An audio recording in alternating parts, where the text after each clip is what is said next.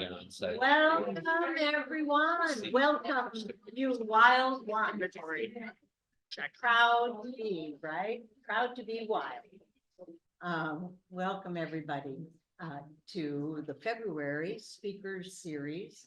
I'm Marcia Gebhardt, for anybody I don't know, and keeping in mind, this is sort of a threesome. We're doing in person. Got folks here in the room at Brentwood Community Center, and we have folks on Zoom. This time we were careful to let anybody participate in the Zoom version, not just members, and then it is being recorded. So got lots of opportunities for folks to see what's happening tonight, however works best for them. Speaking of Zoom, those of you who are on Zoom, please do keep your video off and your audio off as well. What else do I need to tell? And by the way, folks, board members, anybody, if you think of something that you think I should be announcing or whatever, feel free to remind me or say it yourself. Before we introduce our fine panel here, just a few little intros in general. One is that I encourage you all to, when you get it, everybody in the room receiving the newsletter. And if you don't, check your spam. It may be going there. And there you will find this time, like always, you'll find current things that are happening that you need to know about. One of the things on there, this most recent one is about the Senate Bill 1281, which is about invasive plant sales, which I think many of you are aware of. You've gotten the information about it, and hopefully you have contacted your representative to express yourself. It was supposed to have happened on Tuesday. The bill was supposed to come up on Tuesday. It did not. So there's still time. Anybody who's thinking about it and oops, didn't get a chance to, still time to contact your representative and tell them. So all of that information, except the fact that it didn't happen on Tuesday, but all of the information about what it is and who to contact is in that Read All About It newsletter. So check it out if you want to, if you haven't already. The Partners for Native Landscaping series got a question? I did read the posting on the website, but I didn't see. I guess I need to go to the Missouri.gov site for the actual wording and the things that are in that bill too. And in that article by that email from Carol David, that link is there. Dawn is saying. I didn't see it. My Yeah, apologies. just check again. Talk. Yeah. Marcia, you said it's a Senate bill? Yes. Because before I thought we were told to write to our representative. It passed the House, Ah, so now it's headed to the Senate. okay. So for the sake of you who aren't in the room and may not have heard, the House bill about selling invasives passed, and now it's at the Senate. So it is a matter of, you're right, good point, contacting your senator in anticipation of the vote, which is yet to come up. Good clarification. Partners for Native Landscaping. I bet some of you have seen one or two of the webinars that started last night and then this afternoon. So it's going to be Tuesday evening, Wednesday afternoon for this week and 4 more weeks. some of you in the room have seen one or more of them. I don't know about you, but I was so impressed. The first one was Ed Spivak, and the second one today was Aaron Goss. So professional. I tell you, they could be doing this nationally. They are so good at it, and the illustrations and such are so good. So but you know that those will be recorded also, and they'll be on the library YouTube channel. So everybody can catch up whenever you've got time. Library's doing a great job of presenting this series. They have this threefold flyer in their libraries showing people what's coming up. So this is, many of you know, but last year I think there were 5,000 plus views, either in person live or on the YouTube channel. So there's nothing that's getting the word out more broadly, more effectively than this webinar series. And then, of course, you'll want to, many of you will want to go register for the March 23 in-person workshop that'll be at Maryland Heights. And we'll also include a plant sale. I think some had some problems. It just opened up yesterday. Yes. And Shannon, who knows well, but Bring Conservation Home. There were some kinks maybe for some folks the first day, but I'm sure there were. Hopefully it's worked out by now. Yeah, I'm not Yeah. positive. So keep trying. So that's just another big upcoming thing that the details are in the Read All About It newsletter for you. So if you haven't already, or you want to remind yourselves, go back to that. Another thing that's in the Read All About It that I'll just briefly mention, because Anne and Bob are here tonight, and they're listed in this Read All About It newsletter as the people to contact if you're interested in participating more with tabling events, which are so much fun. Anne and Bob, where are you? Right up here. So folks who are here tonight, you can talk to them. Otherwise, the contact information is on the Read All About It newsletter. Also, this month in our Native Gardens Zoom series that Bessa Schweitzer is doing, that Wild Ones St. Louis is sponsoring. Anybody in the room who has attended one of those? Several of you. And it is also being recorded.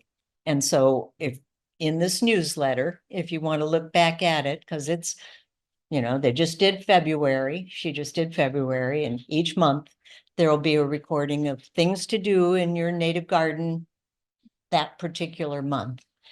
So just reminders.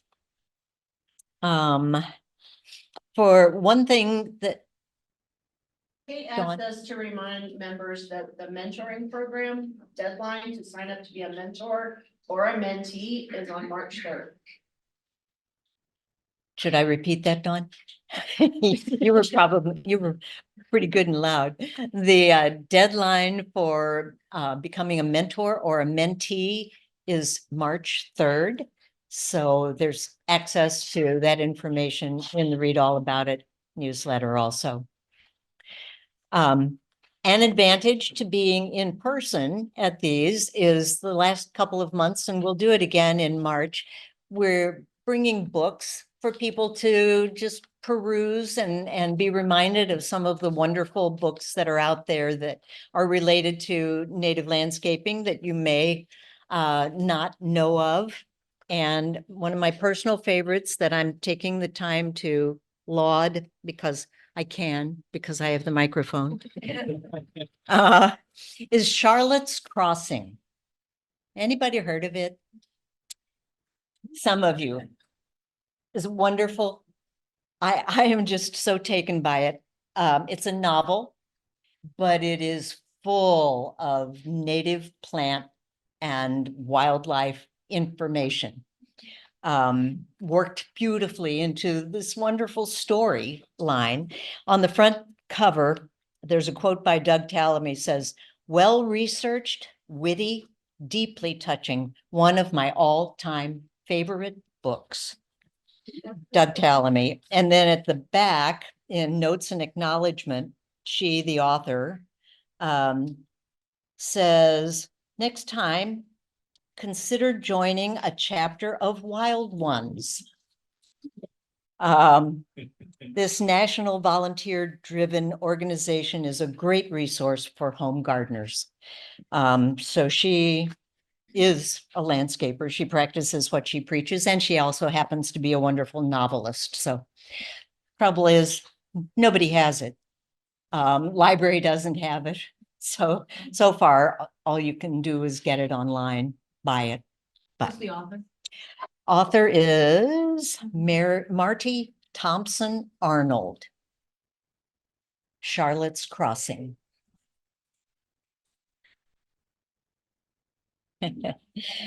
All right. Anything else? The questions or things that I should be saying and haven't? Okay.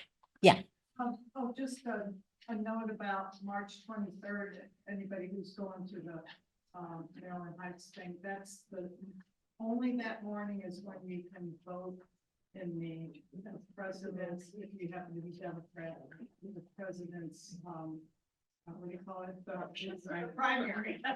And that primary is only for the president, and they changed that this year, so you might want to get your ballot online. You can go to Missouri Democrats.org and already get one in the mail.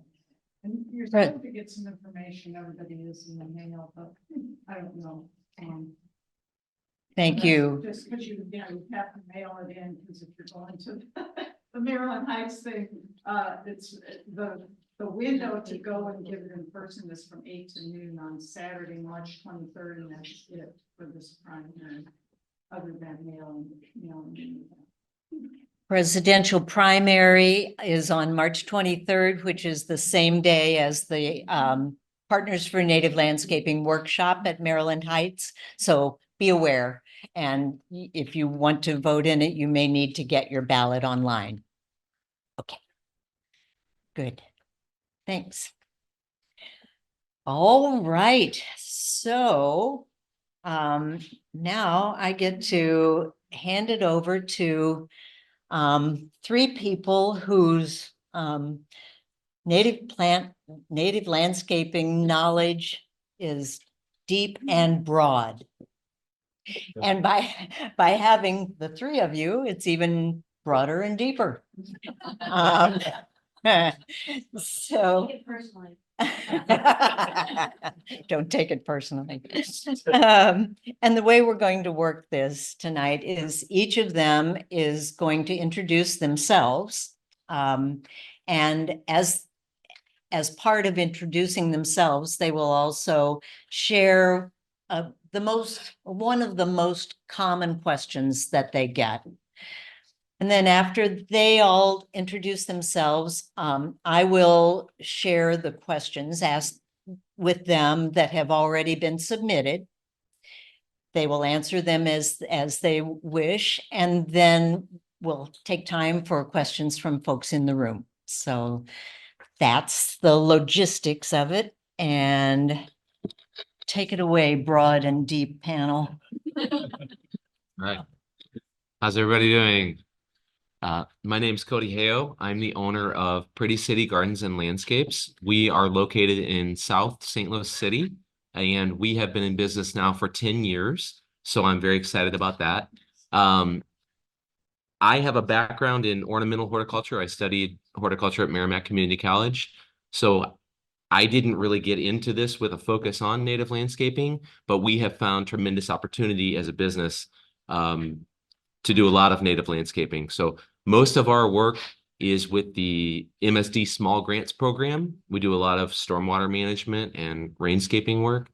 And one of the questions I get asked the most is when we plant these gardens, we're oftentimes replacing lawn for people. We're putting in a lot of perennials, trees and shrubs. And when I go and meet with these folks some months down the line, or maybe a year later, one of the biggest things I hear from people is, I don't know what's a weed and what's a plant, what's intentional and what's not.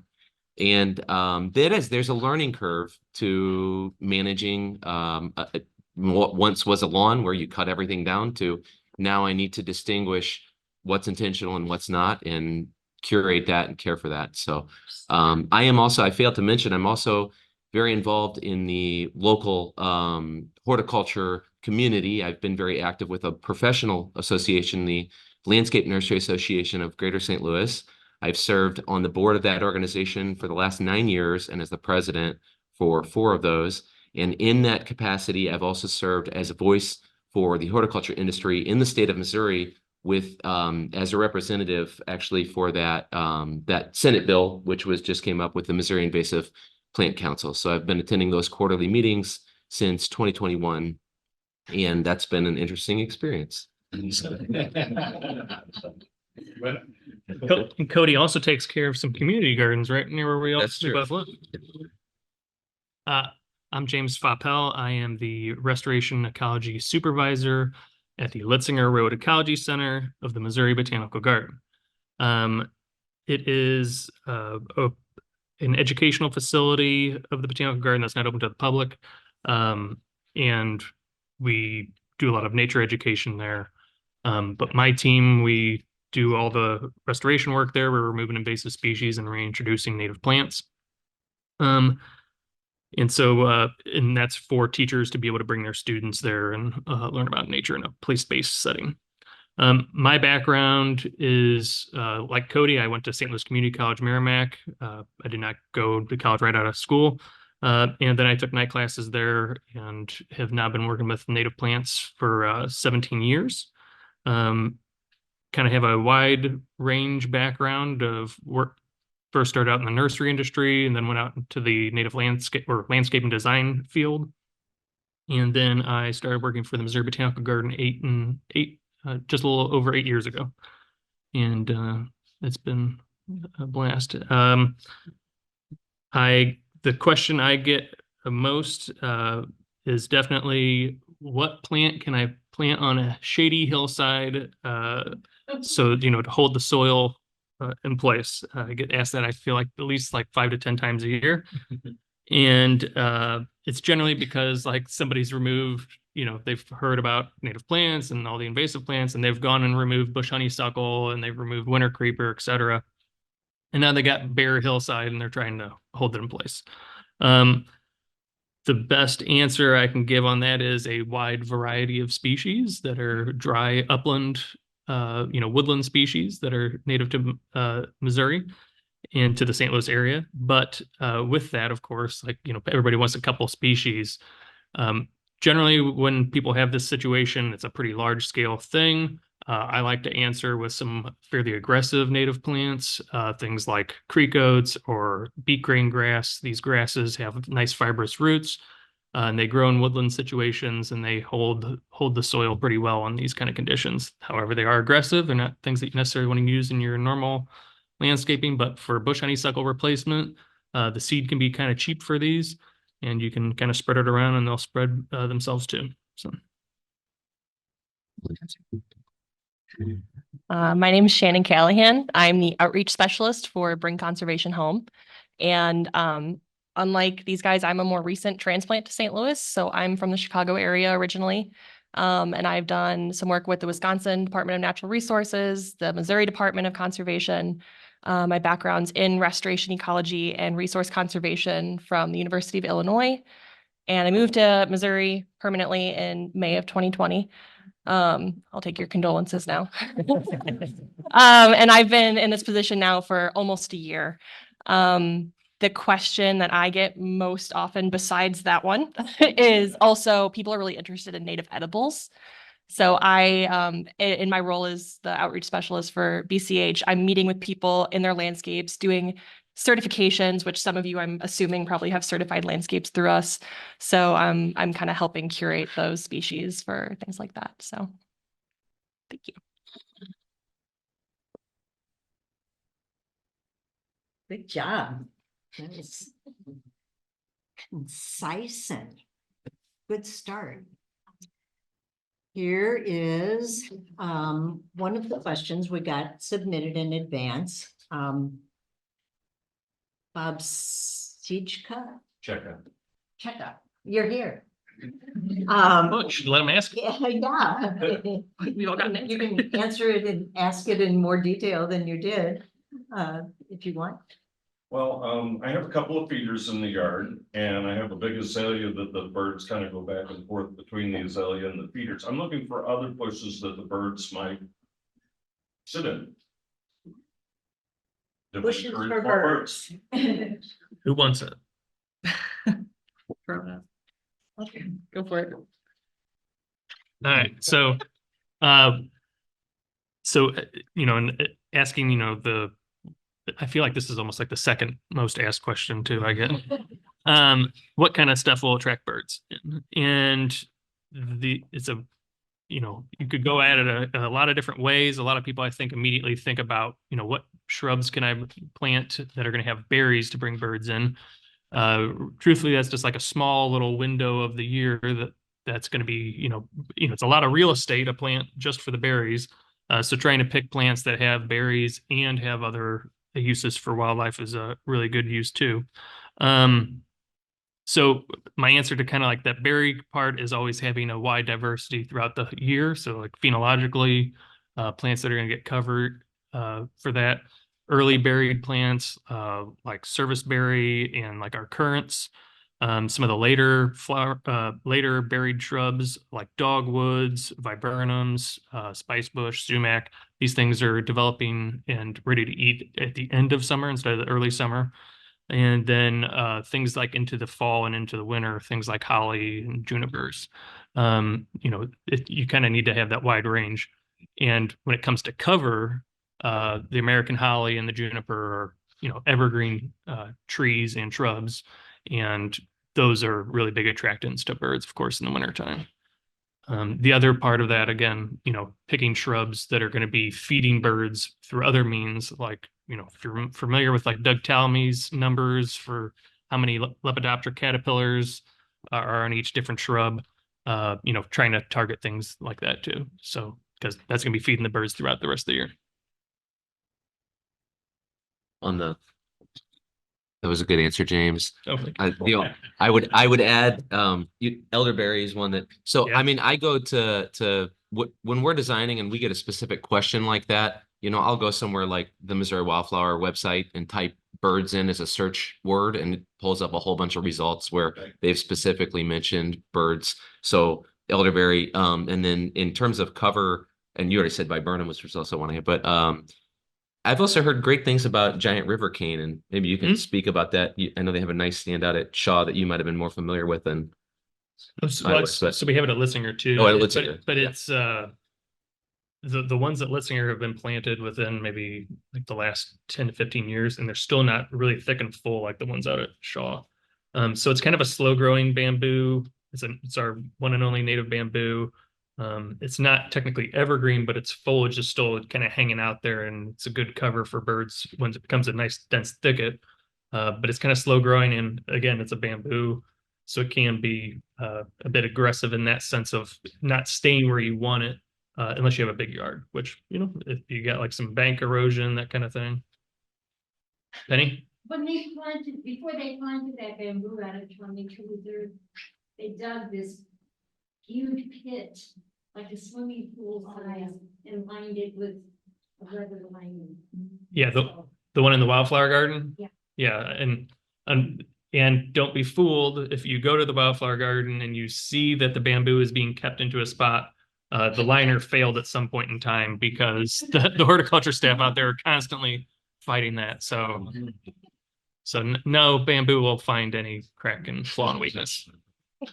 Makes sense. You wanna- Yeah, something else I'd like to mention, we talked about like Doug Talamy, so if you're going to plant anything, plant an oak, right? But that number 2 keystone genus that they really recommend is Salix.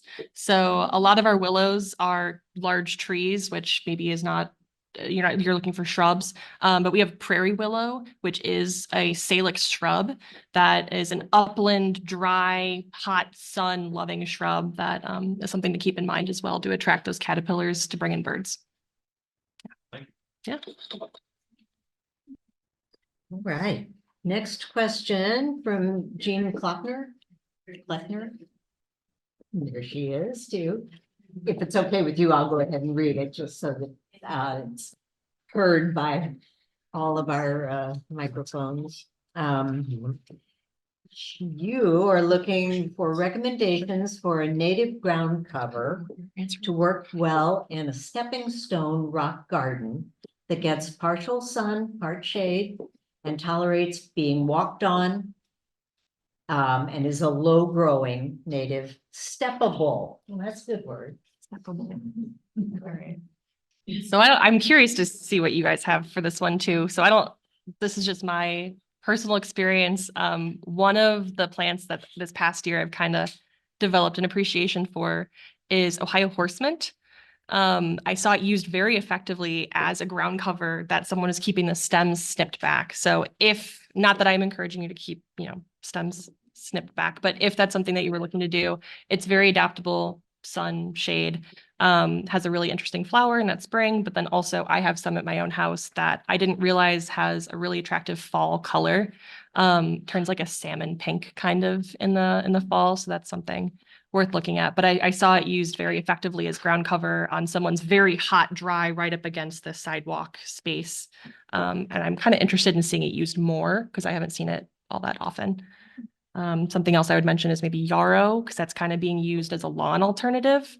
Again, that has the flower stem, so it's not quite the traditional ground cover that I think you're maybe looking for, but something to consider because that'll kind of spread in and fill in gaps and is maybe steppable. I didn't catch the name. Could you enunciate it? Yeah. Ohio horsemint. No, the second. Yarrow. Yeah. Yarrow. Oh, Yeah, okay. yeah. Thank you. Yeah, of course. If you want. Yeah, the only plant we've really used as a ground cover that we planted in that kind of setting between steppers is like pussy toes, Anthinaria, the prairie pussy toes in particular, in more sun, or it can be tough to get them established. I feel like I don't know if it's something with drainage or soil pH, but sometimes it thrives and sometimes we really struggle. Very slow growing. And I mean, these are all plants that, can be used like in between stones and stuff like that. But I mean, like, in my opinion, like, truth be told, like, I don't think there's like an actual native plant that's on the market that is steppable. Like, you can actually step on it and it's going to keep coming back. There's a lot of like really low growing natives that can be like put in between the stones, maybe take a little bit of like the abuse of your heel or your toe as you're like missing the stone or something like that. But like full on plant. Our native violets that pop up in everybody's yards, they can take a bit of abuse. There's arguments if it's actually native or not, or if it's really beneficial at all. That's another thing. And then if you go out to any trail in Missouri, especially if it's in a bottom area, shady area, you're going to be stepping on path rush. I don't think it's available like around here, but I know like out of state, some nurseries sell it. But it's a very common native plant and it takes actual foot traffic abuse. But I've never seen it for sale. Have you ever seen path rush for sale around I here? have, yeah. I've seen it at Papillon. Kathy Okay. Polly's had it in the past. Okay. Yeah. Oh. Oh, great. Okay. Oh, there we go. She's got it. Repeat that. So from the audience, Greenscape Gardens, the nursery here off Doherty Ferry and Bear Station has a path rush available. And again, the question was for like part sun, part shade. So path rush might not even be able to like tolerate even that much sun. I'm not sure if it could. So. Next question is from Karen Anderson. She wants to know where she can learn to prune native shrubs, small trees, to make them more interesting / formal looking, which natives do well with this treatment, that kind of pruning. Specifically, she has an Ilex decidua right now that she's interested in shaping, also an indigo tree. Sure. Well, I mean, there are some pruning classes I think offered, like at the Missouri Botanical Garden. There's one gentleman in St. Louis that I'm aware of that does focuses on aesthetic pruning specifically, which is that Dave, what's his? They've done. Dave Gunn, thank you. And I think that's the name of his business, STL Aesthetic Pruning. So obviously, and had years of experience, I believe, working in the Japanese garden at Mobot. So yes, under Ben. So you could certainly look there and go to visit the Japanese garden for inspiration on how they're making those cuts, or looking up. I think there's actually an association of aesthetic pruning that I've heard Dave mention. So there may be more information on that. Plants that I think do well with this. I know I've worked on some larger viburnums as they've grown up and gotten a lot of dense branching, cleaning those out and getting some better structure. I think those work well. Witch hazel tend to have a naturally beautiful shape. You don't need to do a lot to make them look better usually. But buttonbush, I've seen some really lovely pruned up buttonbush that look really nice. So I do think I had an amorpha, an indigo tree for a little while that I feel like I just couldn't do much with it in terms of the pruning. It seemed a little wild, but maybe somebody's had more success than me. I have one on the way, so I'll Yeah. tell you in like 3 years. Do they do a pruning class at Merrimack? I don't know. I'm not sure if they did. Yeah. I don't know if anybody knows if Merrimack has a pruning class. I mean, there's like the urban tree management class, Mhm. but I'm not like, so there's a little bit of pruning. Yeah. Yeah, it was, I mean, and so Mobot so Missouri Botanical Garden has pruning classes at the main campus. They're not specifically on native plants, but they're about pruning native trees about pruning trees and shrubs. Forest Relief For on their website has only, very good 1 or 2 page basic instructions on how to permit. Yeah, that's. So on Forest Relief's website, they have a link to a bunch of just resources like videos, or is it No, Just- just a simple 2 page. just a 2-page like guide to printing? Gotcha.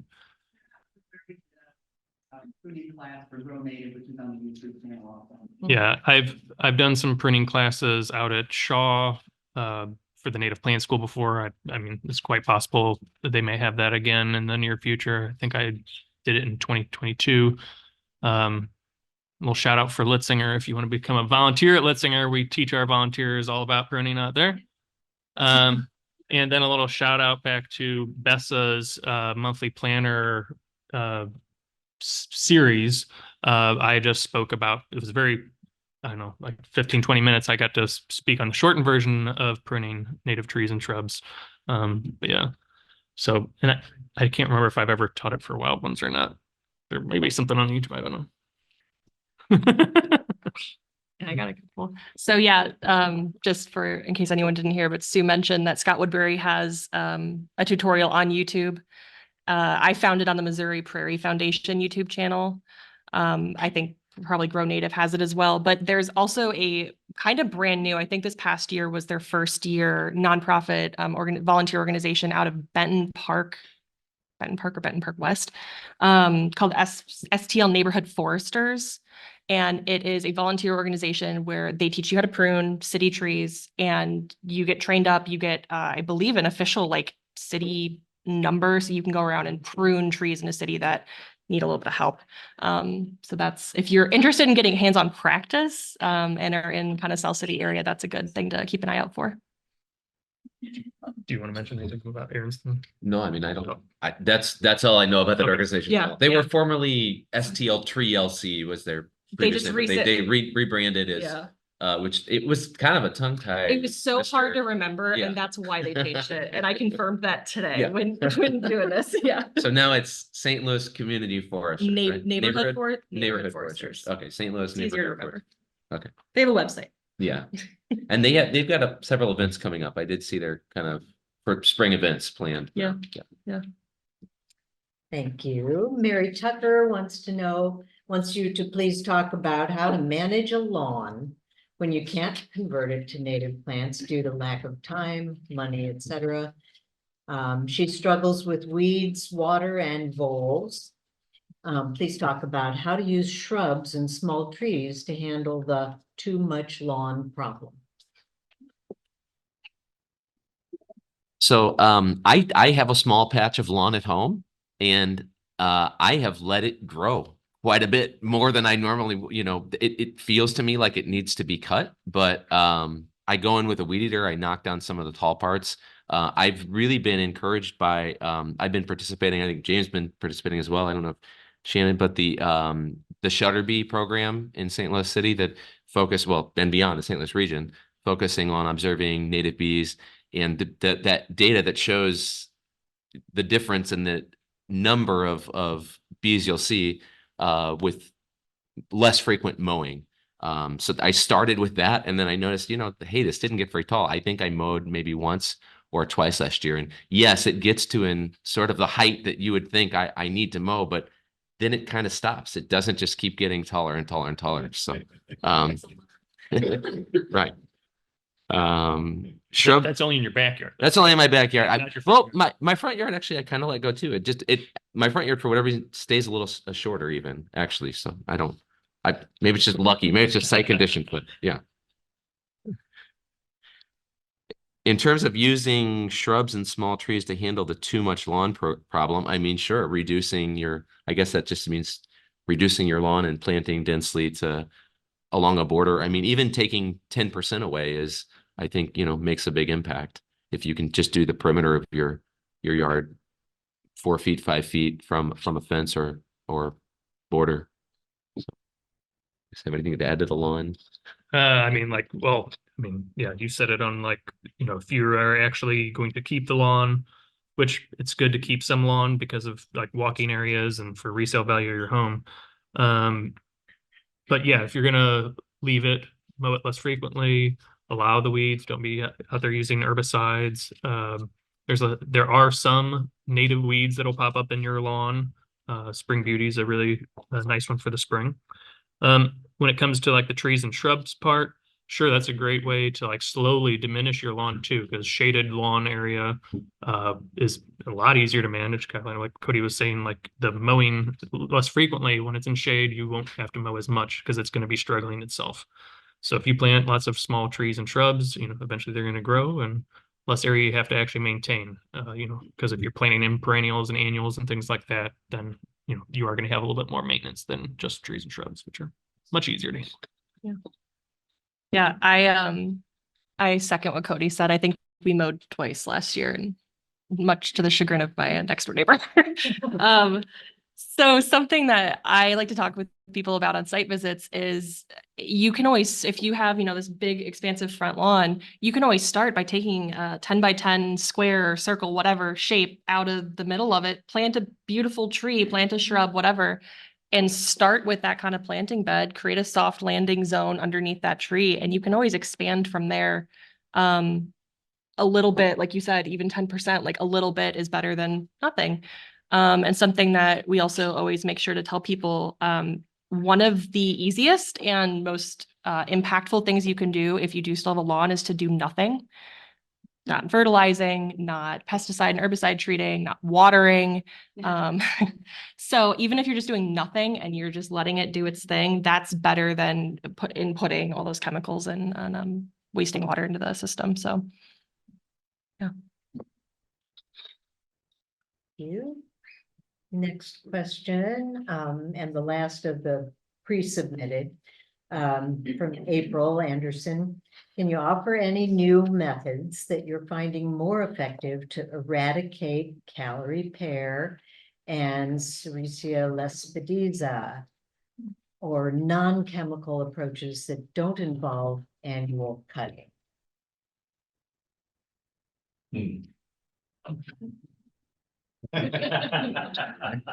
That's hard.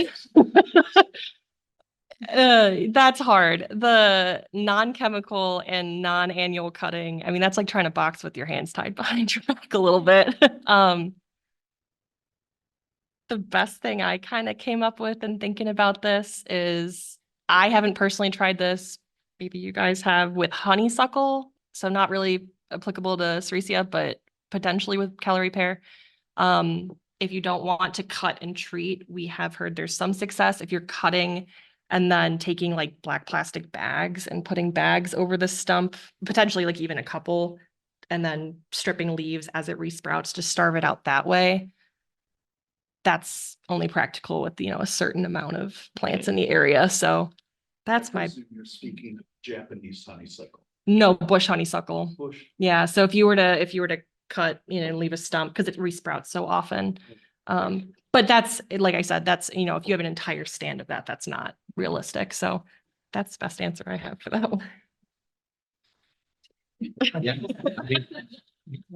Calorie pear and Sericea lespedeza are invasives. I don't tend to see actually much in the city. There are plenty of calorie pear trees all over the place. We almost never see Sericea lespedeza. Calorie pear. I know that one of the challenges with the seedlings is the thorns and things. So but I have heard the same thing about stripping the leaves off of resprouts for something like honeysuckle. So Yeah, again, and maybe that kind of falls in line with the involve annual cutting. So it's Mhm. like, so it's kind of there. The blocking it with plastic, I've heard of blocking it with like upside down buckets, stuff like that too. But again, little plants. Yeah, and St. Louis County is going to be more worse for calorie pear just because of it being more highly planted out there. And Sericea lespedeza is much more of like a roadside and prairie invasive species. Yeah, non-chemical approaches. It's really hard to do anything on that front. The only thing I can say is that aside from trying to go at those more manual and chemical approaches, is what probably doesn't get talked enough about is like preventative early detection methods. So just making sure you know how to ID these plants, getting them while they're really young before they ever get to be to the point where you need to treat them with a shovel or chemicals. So early identification, just really familiarize yourself with them and know where they're going to be landing. So if you're in the county, you're probably going to be more susceptible to seeing calorie pear popping up. At Litzsinger, it's starting to pop up in our reconstructed prairies out there. And same with Sericea lespedeza. Like, if you got any kind of like sunny prairie type habitat, or if you're near disturbed areas like roadsides, railroad tracks, stuff like that, it might be popping into your yard. So knowing where the plant is, just those early identifying features to where you can actually just pull it at a young age. Otherwise, big manual removal or chemicals, not your only options. There's nothing new happening on that front that I've heard of. Wish there were. Yeah. So now opportunity for those of you in the room to ask your questions. Yeah.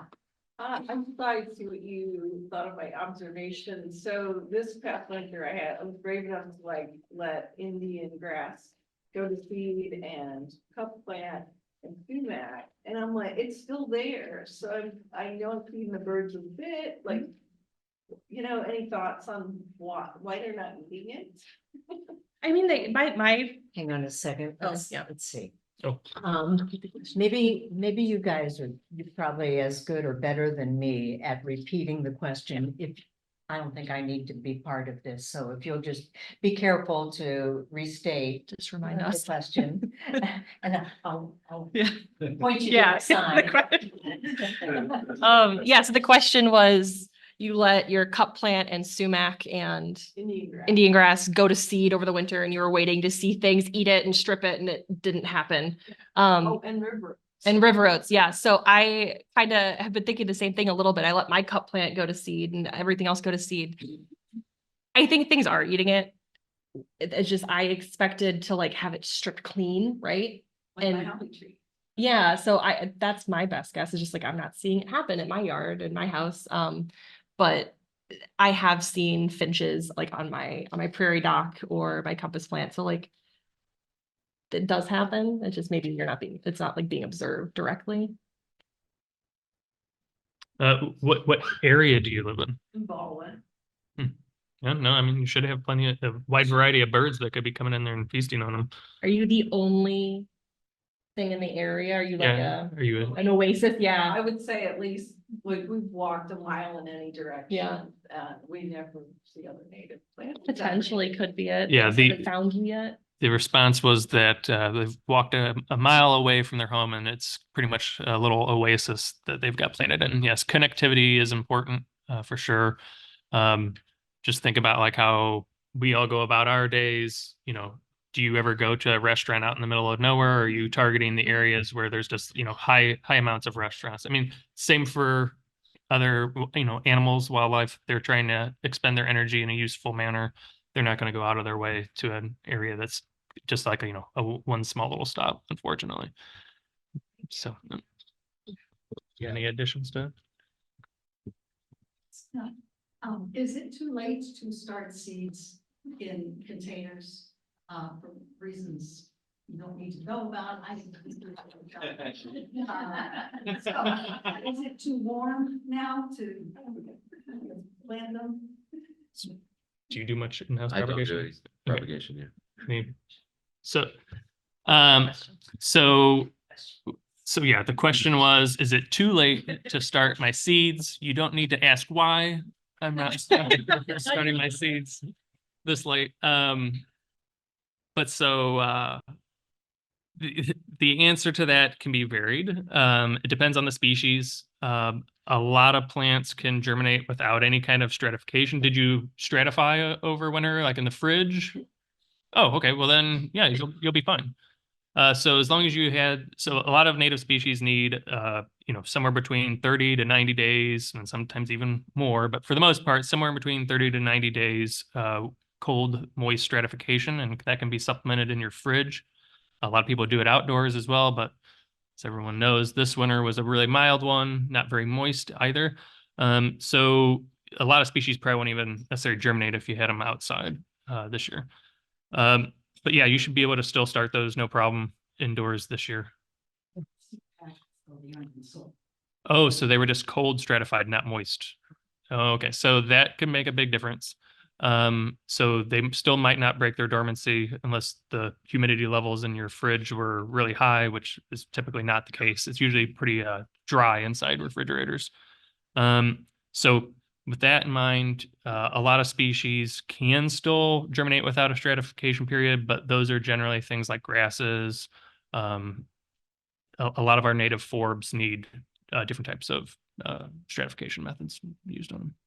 Annual plants can also germinate without that usually. Yeah, there's lots of native annuals. I have a question. I'd like to create this bed. And I have to kill the grass, but there is some zoysia that's coming up the slope because they had done some work. And I want to know about, I don't like spraying, but do I have to kill the zoysia? And then the rest I can just put cardboard or newspaper or whatever under the mulch. What do you suggest? Yeah, so the warm season, I'm sorry, the question was, she'd like to create a bed for a flower garden. There's some zoysia nearby in the area. She wants to know if she needs to kill that zoysia first, and then if she can sheet mulch the other remaining areas with cardboard and mulch, on what we would recommend. Normally when we come into a space where there's like the warm season, rhizomatous grasses can be really tough. Zoysia, Bermuda, really difficult to eradicate. Even you think you've got it all, and then the next spring or later in the summer, whatever, there's some pieces popping up. So we typically do a lot of physical removal of that kind of thing. I think sheet mulching can be effective even on some of the warm season grass if you do it thick enough and leave it down. We've also done a lot of solarizing with sheets of plastic. Then you have plastic waste, which isn't great. Then as we talked about, like with the early kind of detection of the other species when we were speaking about the invasive species earlier, what we do after we have planted that garden, just be very careful and watch and vigilant on removing any little patches that we see come up as quickly as we can. I mean, you definitely want to make sure you've got it killed as much as you can before you plant, and then having some kind of physical barrier surrounding the garden would also help. Ideally, something that doesn't really have gaps in it, like putting down bricks or stone. The warm season grasses can still creep right through it. So we'll use a lot of like steel metal edging that's a little more continuous, fewer gaps in between the pieces. And at least it slows it down. You know, it doesn't stop it completely. It can still kind of get under. But that like vigilance is really important on keeping it under control. Appropriate depth for a steel edging or whatever you recommend? So the steel edging and you asked what the depth of the steel edging should be. It's available from, we buy most of our materials at Kirkwood Material Supply. They have either 4-inch or 6-inch steel edging typically on hand. So, and we've used both depending on, the 4-inch should work fine. We've used either or. Are you driving it all the way in, all 4 inches? or Not, like- no, we would leave a couple inches above. Yeah. Yeah. So, I mean, if you've removed it physically, you've created an edge. I mean, I would, even if you're sheet mulching or whatever, I would still create an edge, a physical edge, with a spade or something going around before planting to just create a nice, barrier, a border, buffer zone there for the plants. Is there anything to add to? Yeah, I mean, just my own experience, the edging is definitely a really good point. I sheet mulched my own front yard entirely. I have a very small South City lot, so I didn't have to worry about anything creeping in because it was, the sidewalk in my driveway. But we did sheet mulch it and it did successfully kill it. We made the mistake though of planting some things before then sheet mulching. So I had the issue of trying to puzzle piece cardboard around things already in the ground. So we did have to deal with things poking up and peeking through, but it did eventually kill it. So it can work. Yeah, I think the only thing I'd add is, additionally, like just making sure you're coming back if you're sheet mulching with any of these grasses, like Cody was saying, like the runners and stuff underground. You just keep on top of it. You might not want to plant right away. You may want to like really let it go for a couple of years. I know everybody's usually like, on a mode of trying to hurry up and get stuff planted. Patience is going to be your best friend in that, because once you plant all your native plants and you've spent $300, $400 on all your plants, and now you've got Zoysia Bermuda coming back up in it, and then you're starting from scratch to try and get rid of it again. So patience with that for sure. And I'll say the bad word, herbicide, just in case. I know some folks, might want to use it. I use herbicides in my trade, and, using them safely. But if you are going to use them on these grasses, remember that these are warm season grasses. So if you're getting excited for planting in springtime, you're not going to be able to kill these warm season grasses this time of year. You're going to have to wait till summer to be able to spray them. And then again, spray them next year, do your follow-up the next summer, then you can plant. So planning ahead.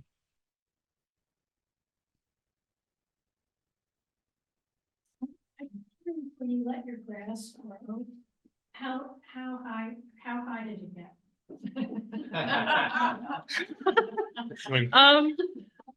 Okay, if this is I'm kind of estimating. Oh, so the question was, when we let our lawns grow, how high did it actually get? To be fully honest, I don't know what kind of grass I have in my backyard. And maybe you need to come by and let me know, but maybe that, but thick grass, maybe that high. So what is that? 4 inches, 6 inches? 5.5 to 6. There you go. 5.5, 5.75 inches. And then, and then, if it started to seed out a little bit, it would get a little taller, but it's a little wispy looking, if that makes sense. I'm just To wondering. answer your question. Yeah, but we have a lawn, but it's not all grass. Yeah. It's just a bunch of stuff. Yeah. And I've never let part of it grow past about like that. Yeah. I was wondering what would happen. Yeah, it doesn't take over. I could still walk to the back of my yard and garden in my raised bed, and my dog could still run around. And Did you ever have concern about more ticks and? I live in the city, Okay. so that's not a concern for me. I think we're all on the same page there. Yeah. So, how tall did your grass get? Yeah. Yeah. Okay, if I may respond, my wife has planted, I hope everybody can hear, as the issue of grass height. We planted most of our yard into native, and I have maybe 100 to 120 square feet of grass remaining. Yeah. And I did not mow last summer at all until the very end. And at the worst, it got to a height of maybe 12 inches. Okay. But it had kind of bent over and so it kind of became a mat. In which case, if you had a larger area that you were trying to rush through, you could certainly end up tripping and falling flat on your face, so to speak. You don't want that. Just as, you know, and I've no idea what, you know, we previously seeded years ago with, you know, just whatever mix we got from Rolling Ridge Nursery that they recommended for the area.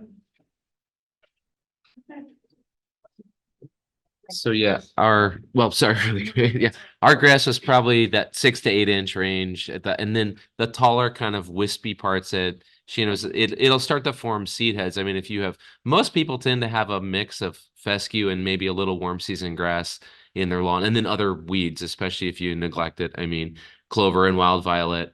And last year we saw the clover, and because I really didn't mow it, it spread out quite a bit, and it almost looked like I didn't have any grass at all at a certain point. And then the clover kind of died back as it got hotter, and then the fescue kind of came in and filled in. But fescue, it's a cool season grass. If you have more fescue in your lawn, meaning the cool season's going to stay green even in the winter. It doesn't really thrive in the middle of the summer anyway. It doesn't want to grow quickly. We talked earlier about the question about the lawn, about what to do, how to manage when you can't convert and then struggling with weeds and water. And I also noticed when I didn't mow as often, the ground didn't dry out as quickly. You know, my grass would stay green longer than people who were mowing real short. So just to add to that as well. So yeah. Oh, sorry. I have another pruning question. A lot of the videos that you referenced are sort of generic pruning. And it seems to me that pruning is very specific, especially to shrubs. And there are some, I think, that you can almost prune like pretty close to the ground. I guess it depends on where the new growth comes from. So like wild hydrangea, how do I prune wild hydrangea? Yeah. So the question was a lot of the pruning, like videos and books and all kinds of things out there are very generic, to kind of telling you very specifically how to prune trees and shrubs. But, it's not getting down to the specifics of like species and things like that. And truthfully, you have to go all the way down to species. And so, so the pruning class, like I've taught like out at Shaw before, it's a 3-hour class. We can barely touch on the subject of actually getting out on the grounds and pruning some of the plants, because that's how long it takes to even get the bare basics out of the way. And so I think that's why a lot of times it's generally bare basic information out there, because there's so much to understand at that level even. But once you get beyond that, every species, not, even the genus level, you can't across the board say these plants are going to react that way. Every species out there has got its own like unique way of reacting to your pruning cuts. And so it's a very long process of learning these kind of specifics. And so, just trying to learn and understand how the plant grows naturally in the wild first can kind of lead you to a lot of conclusions you might be able to come to for how to approach it, when pruning by hand. If it's a plant that suckers really well, know that if you're trying to train it into a tree, you're going to be fighting suckers for the rest of your life. When I worked at Shaw, one of the trees I was given in my area that I inherited was a black haw viburnum that was a tree form, and that doesn't happen in the wild. And so on the daily, I was pruning suckers off of that tree as I went into the wildflower garden. So understanding how they live and react is a good way to kind of understand that from the get-go. And then there was a specific ask of the wild hydrangea, so hydrangea arborescens. And that one is not a dense woody plant, so it doesn't have a lot of stems that live for many years. It's a very long-lived plant, so don't misunderstand me on that. It's just that its stems are very short-lived. And so it is used to sending up new sprouts. So if you have the native hydrangea, it just depends on what you want to do with it. If it's planted in an area where you want to just like kind of knock it back each year, you can do that. It'll have buds on all the living stems at a pretty low height. So you can actually go in and chop it down to maybe like 50% in height. But you can also, with that one, rejuvenate it completely, cut it down completely down to the ground over winter. So while it's dormant, and it'll resprout and look very beautiful and vigorous the next year. And that one will bloom on new growth. Some of our, well, that's our only native hydrangea, but some of the other hydrangeas out on the market, if you prune them during the dormant period, it won't bloom that year because they need to bloom on old wood. So it kind of depends. So again, there's not a really good answer because like you'd basically need to teach a class on specific species, and that's just not out there.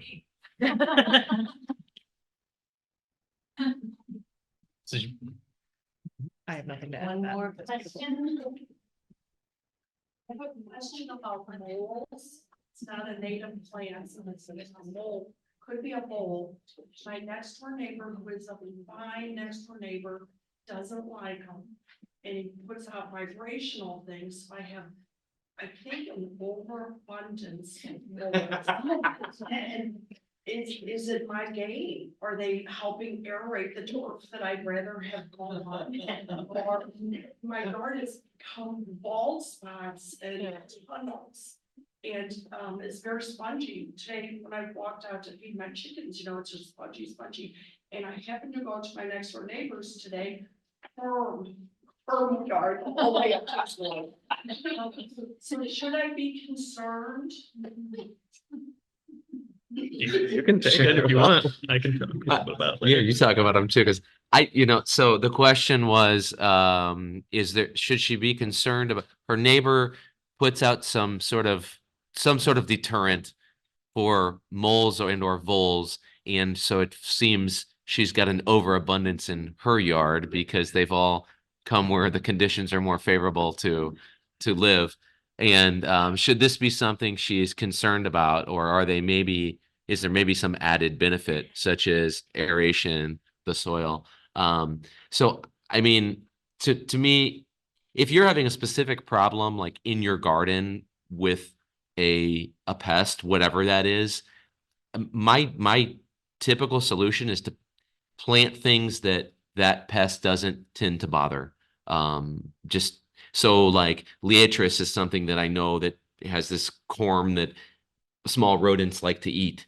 So you might be planting that again and again, and every year it's getting eaten. So stop planting Liatris because you have the conditions that are favorable to this organism being on your site for whatever reason.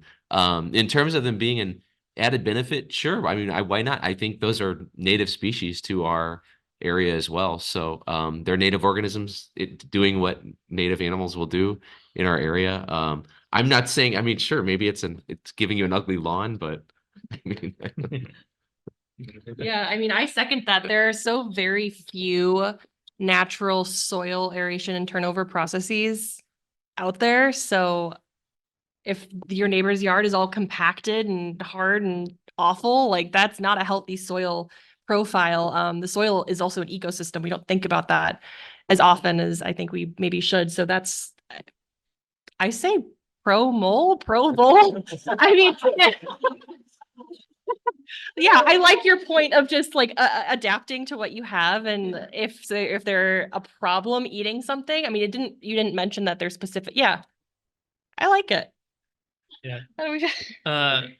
So I mean, like kind of already going back to the, leaving your lawn go, letting in the grass grow in height. Even like, lawn grasses, they will produce more roots if not being so frequently mowed. So they'll put down even more roots. So if you're actually letting your lawn go a little bit, you probably won't have as bad of a mold problem. And if you do, it probably just won't be as visible because you'll have actually more roots in there and it'll be kind of holding it more in place. Where you see lots of mold damages in like the high traffic areas where the grass is really short because they're just pushing up everything because there's nothing to hold that soil in place. At the Ecology Center, we don't obviously do anything with molds there, but we have a lot of lawn area and we got a lot of trails. The fun part to see is like when we burn off one of our reconstructed prairies, you'll see that there's not any mole tunnels out in the prairies. You'll just see that the moles are actually using the trails just like us because they can't tunnel through the densely rooted prairies. They're not a prairie species. And so, it's one of those things. So like, understanding the system, your neighbor's trying to grow like, beautiful lawn. He's trying to get rid of the moles because that's doing damage to what he's doing. The only time I feel like moles are a problem, like in, the native landscaping part of this is like when you're newly planting and they'll pop the plants up, right out of the ground that you just planted. So you got to go back out and push them down. But yeah, I mean, and there are lots of wildlife that need tunnels in the ground already. So you'll hear about like, queen bumblebees and things, needing overwintering spots. And they use rodent holes. So it's not just like mice and stuff like that and voles, but moles create a lot of tunnels. And as those collapse, some areas stay, upright and some of them, collapse all the way back down, after rain and stuff like that. So moles, they're doing the good work. You're not out there with a tiller. I love it. I think you just saved me $70 a month.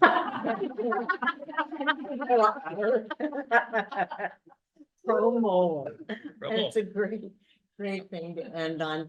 Thank you, guys. What a great.